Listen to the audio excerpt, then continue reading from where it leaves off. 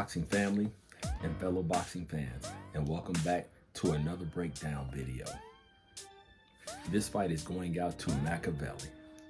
And before I get into the breakdown, I just owe Machiavelli an apology. And the reason being is I made a video about a year ago dedicated to Machiavelli, and it was Terrible Terry Norris versus Jermall Charlo. But Machiavelli actually asked for Jermall Charlo versus Terry Norris. You see what happens when we have two identical twins in the sport? But nevertheless, I want to get his request right this time. Terry Norris versus Jermall Charlo going out to Machiavelli.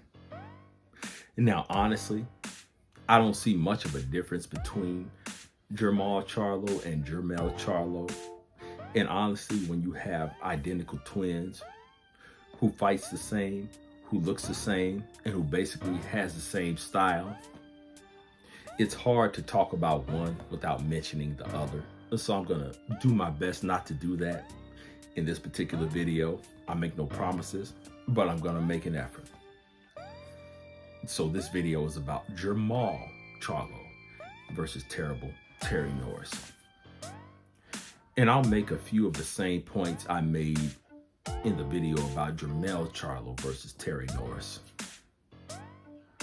Meaning that Jermall Charlo and Terry Norris has the same style, in my opinion, or they're very similar. They have similar stances. They both have similar jabs. They shoot it in the same fashion. They both have a great 1-2 combination or similar 1-2 combinations. They're both explosive. They both have good footwork.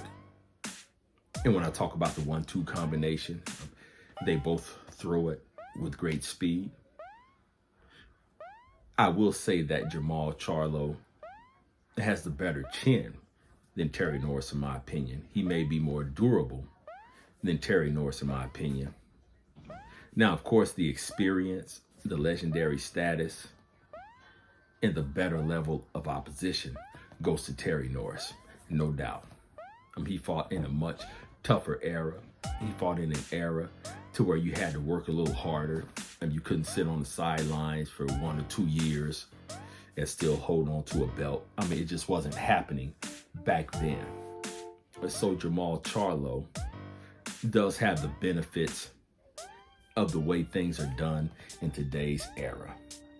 Would that have worked back then? I highly doubt it.